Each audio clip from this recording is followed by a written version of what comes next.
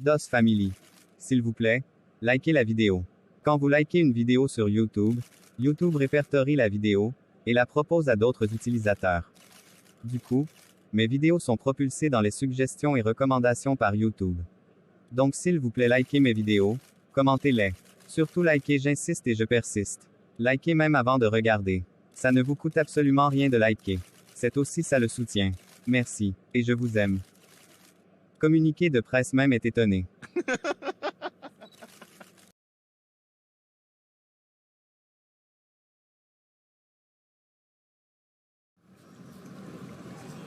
Patrice s'en voulait terriblement de ce qui s'était passé chez lui, entre son ami et Kenza. Il n'avait pas voulu que cette histoire finisse de la sorte. Son but était de démontrer que Kenza n'était pas une femme pour lui. Même si au départ, il avait voulu la mettre dans son lit, il s'était résigné ensuite, en prenant la meilleure décision. Maintenant, il restait à le faire savoir à son ami, qu'il n'en croyait pas. Gêné pas cette situation, il ne voulait pas rester seul chez lui, à se morfondre. Il avait envie de parler à une personne. Son père n'étant pas en ville, et n'ayant pas envie une fois de plus d'aller embêter Edmond, il décida de se rendre chez maman Françoise, pour discuter un peu avec Mélanie. Peut-être leur prise de tête lui ferait penser à autre chose. Il démarra alors sa voiture, et conduisit jusqu'à chez Mélanie. À son arrivée, la porte centrale étant ouverte, il toqua avant d'entrer. Mélanie était couchée, et lorsqu'elle le vit entrer, elle se redressa. Tu t'es égaré? Bonsoir. Non, je ne me suis pas égaré. Tu vas bien? C'est quoi cette blessure? Une petite bagarre avec mon ami. Je m'ennuyais chez moi, avant de passer ici. J'espère que je ne dérange pas. Je voulais changer d'air. Bah non, tu ne déranges pas. Mais comporte-toi bien, et tu pourras rester longtemps. Quand tu enlèves tes verres, tu ressembles à un hibou. Imbécile. Mieux tu les portes. Tu m'effraies là. Si tu es encore assis, c'est que tu n'as pas encore eu bien peur. Je ne vais rien porter. Sinon raconte-moi ta bagarre, avec ton ami. Il s'agit de celui dont je côtoyais la copine. Nous étions en boîte de nuit hier, et nous sommes rentrés chez moi. Je tiens déjà à préciser que je ne l'ai pas touchée. Elle a dormi dans la chambre, et moi au salon. Mais mon pote l'a su, et il a débarqué ce matin faire tout un scandale, d'où ce coup. Bien fait pour toi. Il fallait même qu'il te casse la tête. Je t'ai dit que je n'ai rien fait avec elle. Tu mens. Tu as abusé de cette fille. Et tu vas loin là. Abuser, c'est un grand mot. C'est si difficile à croire que je n'ai rien fait? Oui. C'est difficile à croire. Ok. Pense donc ce que tu veux, si ça peut te rassurer. Je ne peux pas m'assurer à perdre la belle relation que j'entretiens avec Blaise depuis près de 15 ans, pour une histoire de fesses. Si tu n'avais pas mauvaise réputation en matière de femmes, on pourrait t'accorder le bénéfice du doute. Et toi ne me saoule pas aussi. Tu es libre de penser ce que tu veux. La personne que je dois convaincre, c'est mon ami, et non toi. Pouf. Et Fab, ça dit quoi? Bonsoir. Je suis là. Et toi? Ça va. J'espère que tu es venu rester avec nous. Non, pas aujourd'hui. Je suis pressé. Maman est où? Elle est dans sa chambre. Ok. Je vais la voir. C'est ton petit frère, hein? Oui. Mais tu le connais, non? Maintenant oui. Je l'ai vu dernièrement dans un restaurant. J'étais avec mes amis. Je savais que je le connaissais, mais je ne savais pas où. Il a bien grandi, depuis la dernière fois que je l'ai vu. Je parie qu'il ne me connaît plus. Oui, il a grandi. Qu'est-ce qu'il fait maintenant? Il est informaticien. Bon, je vais vous laisser. Ah déjà? Tu vas aller chez papa? Non, pas aujourd'hui. Peut-être en semaine. On s'écrit Mélanie. Salut Pat. Ah, tu m'as reconnu? À la prochaine. Dis-moi. Ton frère aime les hommes, ou les femmes? Pardon? C'est quelle question ça? Excuse-moi un peu d'être direct, mais je n'ai pas trouvé les mots qui pouvaient mieux expliquer ce que je veux savoir. Tu es un gros malade, toi. Comment tu peux me demander si mon petit frère est gay? Mais ça ne va pas dans ta tête? Mais est-ce que j'ai mal posé ma question? Ou bien ceux qui le font sont des extraterrestres? S'il ne l'est pas, dis-moi non tout simplement. J'ai bien envie de te mettre dehors. Quand tu auras ta propre maison, tu pourras te permettre ce luxe. Mais en attendant, tu es chez ta mère. Donc tu vas me supporter. Mais je rêve ou quoi? Ton ami aurait dû te percer la tête. Tu es vraiment insupportable. Pouf. Quelques instants après, maman Françoise sortit de sa chambre, pour le salon. Hé Patrice. Tu es là? Oui maman. Bonsoir. Bonsoir. Je suis couché dedans, depuis que je suis revenu de la réunion. Mais Mélanie, tu ne donnes ni à boire, ni à manger à ton petit ami? Mais c'est quelle façon de se comporter ça? Maman, il n'a ni faim, ni soif. Maman, ça va aller. Je suis déjà habitué à ce que les femmes me négligent. Mais ce n'est pas sérieux ça. Mélanie, je n'aime pas ce comportement-là. Va de ce part vite chercher une bouteille de vin. Avec même ce comportement, tu veux qu'on te prenne au sérieux comment? Or les jeunes filles d'aujourd'hui manquent vraiment d'éducation. Mélanie lança un regard noir à Patrice, avant de se lever. Ce dernier avait envie d'éclater de rire, mais il se retint, et la regarda quitter le fauteuil, pour aller chercher les boissons. Lorsqu'elle revint, elle l'ouvrit, et lui servit. En renversant le contenu de la bouteille dans le verre de Patrice, Mélanie versa intentionnellement du vin sur Patrice. Elle m'a fait attention non? Oups, désolé. Je n'ai pas fait exprès. Patrice savait qu'elle avait fait exprès. Maman Françoise s'assit avec eux, pour partager le vin, et plus particulièrement, se rassurer que sa fille se comportait bien avec Patrice. Cette petite virée avait fait du bien à Patrice. Ça l'avait distrait comme il le voulait. La semaine qui commençait, s'annonçait chargée pour Edmond, qui allait enchaîner des réunions en à point finir. Ce matin, la grosse réunion, avec le PDG, ouvrit le bal des réunions. Il était dans son bureau, et appela sa secrétaire, qui arriva avec les dossiers en main, qu'elle déposa sur le bureau.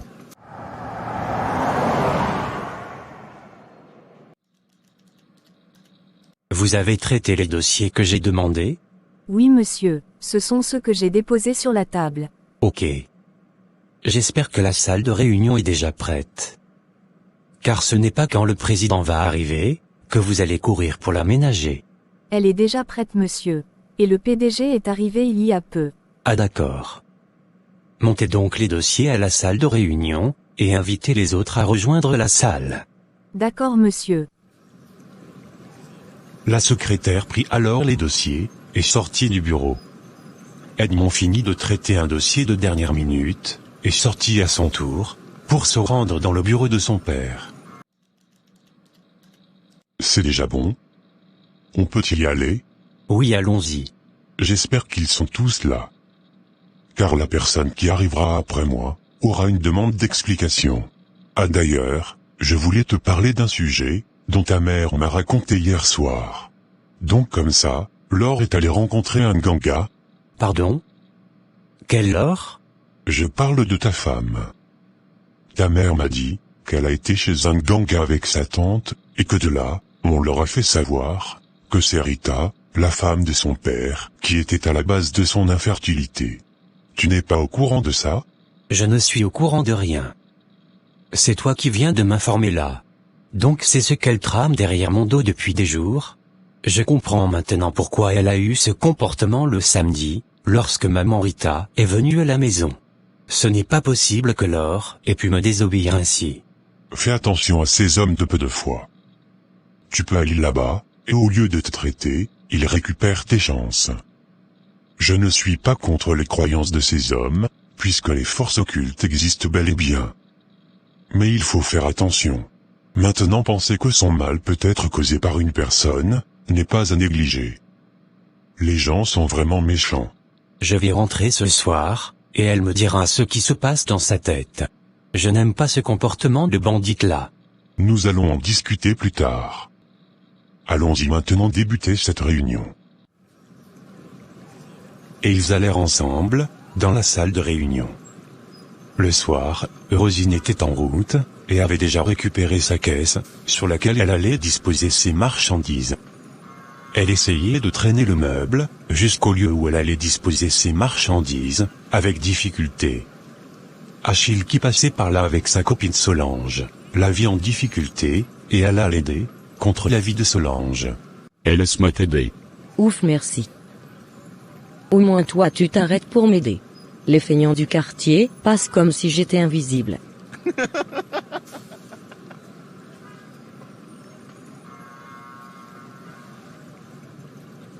C'est bon ici? Non. Un peu plus devant s'il te plaît. Ou bien c'est mieux derrière. Parce qu'il ne faut pas trop occuper la route. Ok. Mais qu'est-ce que tu fais encore? Je t'attends depuis. Donne-moi une minute s'il te plaît. Bonsoir Solange. Bonsoir. On se connaît? Je suis la sœur de Laure. La sœur de Laure? Ah ok. Salut. Je crois que c'est parfait comme ça. Oui, c'est parfait. Merci beaucoup. J'espère te compter parmi mes clients. Bien sûr que oui. Je serai même ton premier client. Et Achille, je n'ai pas toute la journée, hein? Ou si tu veux, je peux vous laisser. C'est même quel comportement ça? C'est mauvais si j'aide une amie en détresse? Tu as fini, donc tu me rejoins. Et tu ne me parles pas, comme si j'étais à ta merci. Bref, ok. Si tu es pressé, tu peux partir. Je n'aime vraiment pas ce genre de comportement. Oh pardon, va la retrouver Achille. Je ne veux pas de problème. Je n'irai nulle part Achille. J'attends ici. À demain Rosine. À demain. Et merci encore. Et Achille partit avec sa copine. En allant, Solange se retourna, et toisa Rosine. Ce même soir, chez Blaise, il était dans son lit, et n'avait pas mis les pieds dehors, depuis ce matin. On toqua à sa porte, et celle-ci étant laissée ouverte depuis ce matin, pour ne pas se lever à chaque fois que quelqu'un venait, il resta alors couché. C'était Priscille, qui entra alors, et se dirigea directement dans sa chambre. Je sais qu'il y a encore beaucoup parmi vous, qui n'ont pas encore liké notre vidéo. Alors faites-le dès maintenant. N'oubliez pas aussi de commenter, et partager la vidéo s'il vous plaît. La vidéo peut maintenant continuer. Merci. Je vous envoie de gros bisous. Ah, tu es ici? Pourquoi tu entres dans ma chambre, comme si c'était la tienne? Oh désolé. J'étais inquiète pour toi. Je t'appelle depuis, mais ton numéro ne passe pas. Je l'ai éteint, car je ne veux pas qu'on me dérange. Je constate que tu n'es pas sorti aujourd'hui. Non. Oh mon Dieu. Tu es vraiment brisée. Et quand je pense qu'elle est contente de ce qu'elle a fait, oh mon Dieu.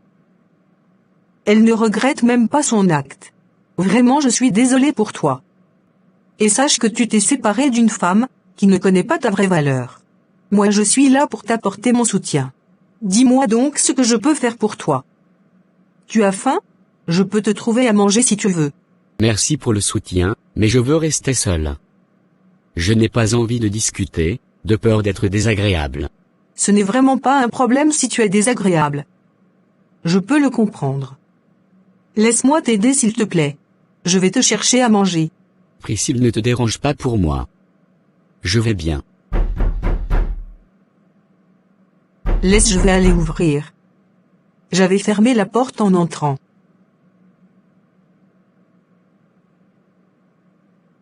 Bonsoir. Bonsoir. Tu es la sœur de Kenza si je ne me trompe pas.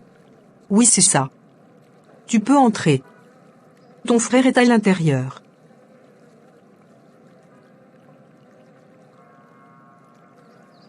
Je vais aller l'appeler. Mon frère, c'est quoi cette tête d'enterrement que tu fais là?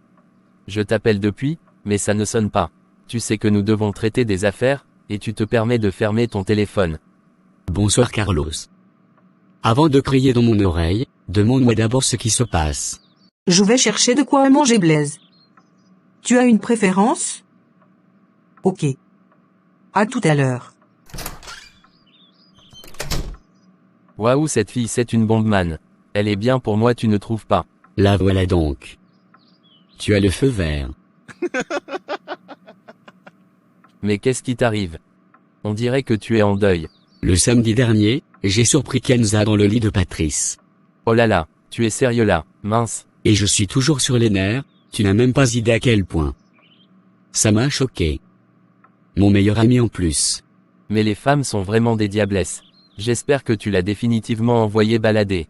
Aucun pardon pour elle. Même pas en rêve. Et comme ça ne suffisait pas, sa cousine vient jouer à la babysitter avec moi. Du n'importe quoi.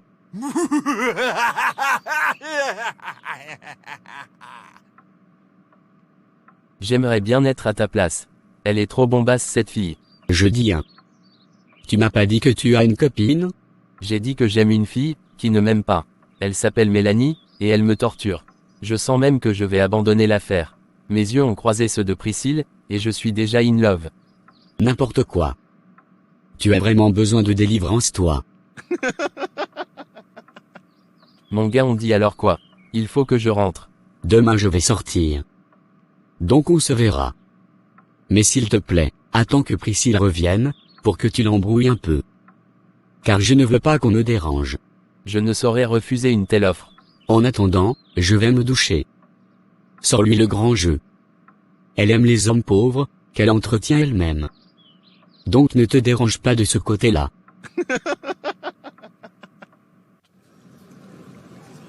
Blaise alla alors ensuite dans sa chambre.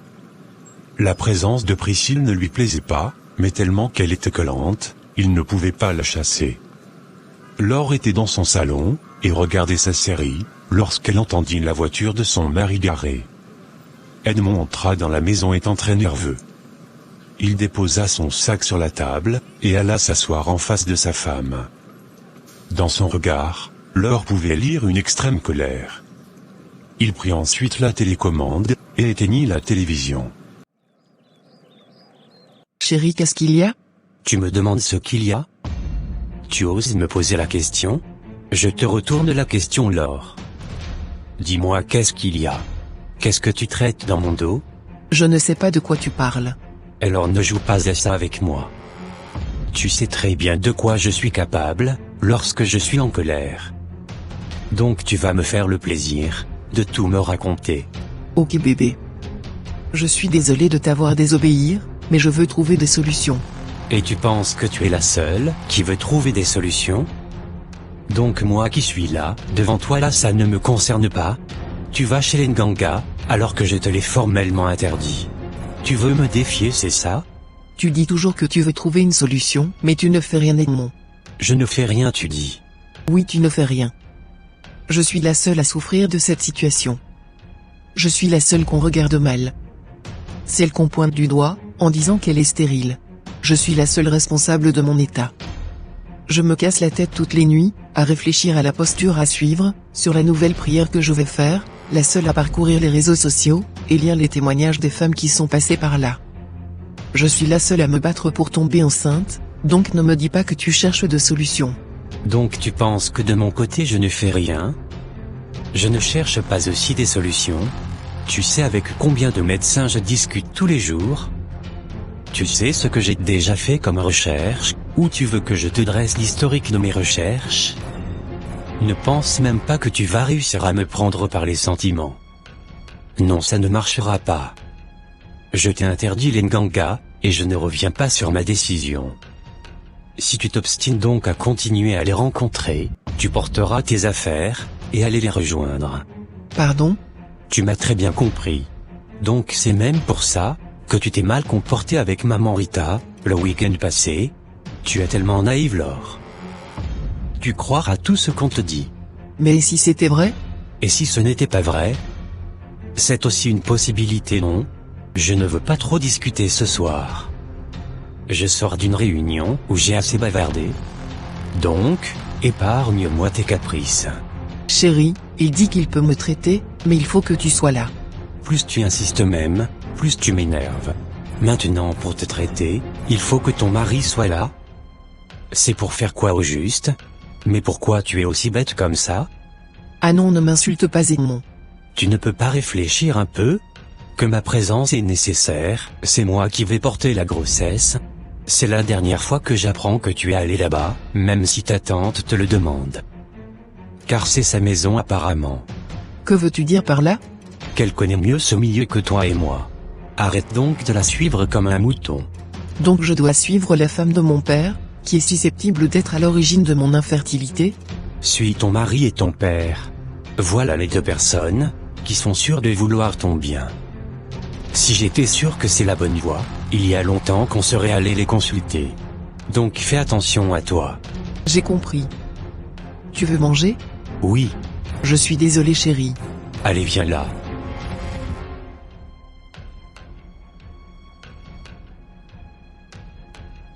Je suis désolé. Je sais bébé. Mais à force de vouloir bien faire, tu es en train de t'enfoncer. Si quelqu'un est réellement responsable de tout ça, que ce soit de ton côté, ou même du mien, on le saura tôt ou tard, et je te promets que je lui ferai sa fête à cette personne. Ok. Va te changer maintenant. Je vais te servir. Ok.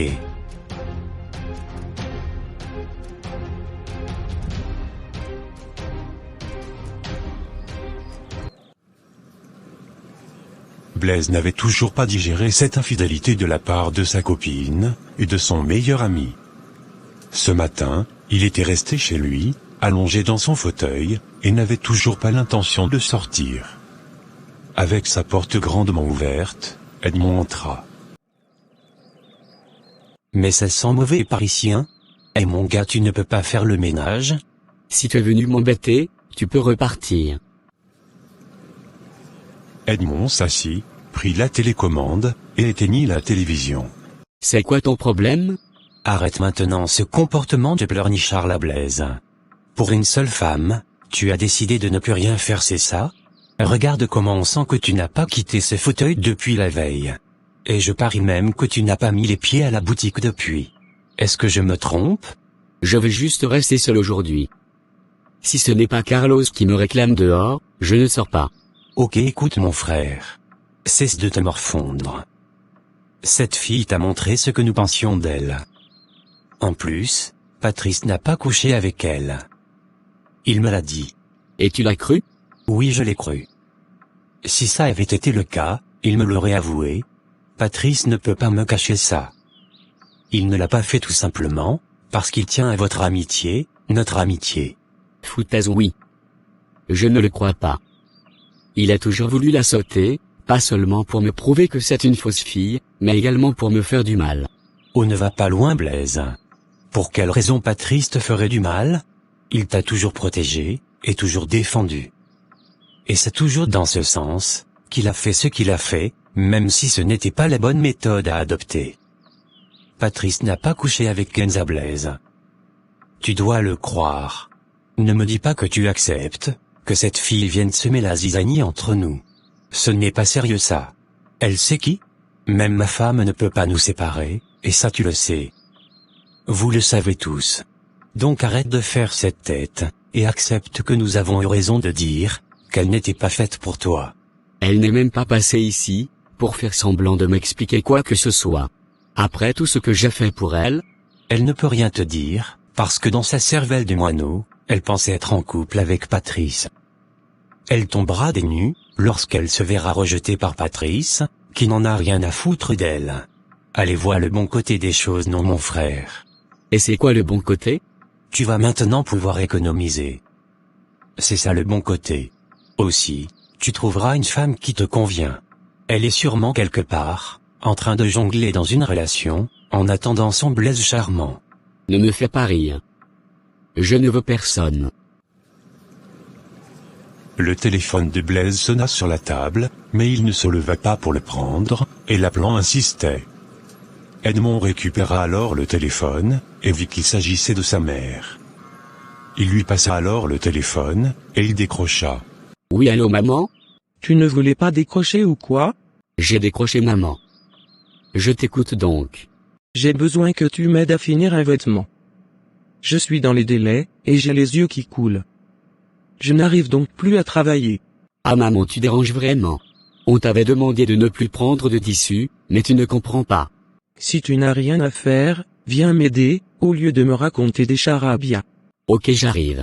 Je t'attends donc. Mais ne traîne pas là-bas s'il te plaît. Parce que je te connais. J'avais même oublié que tu as un réel talent en couture. Ma mère m'énerve trop. Elle prend ses engagements auprès des gens, et ça devient mon problème à moi. Pourquoi les vieilles personnes dérangent même comme ça? Franchement.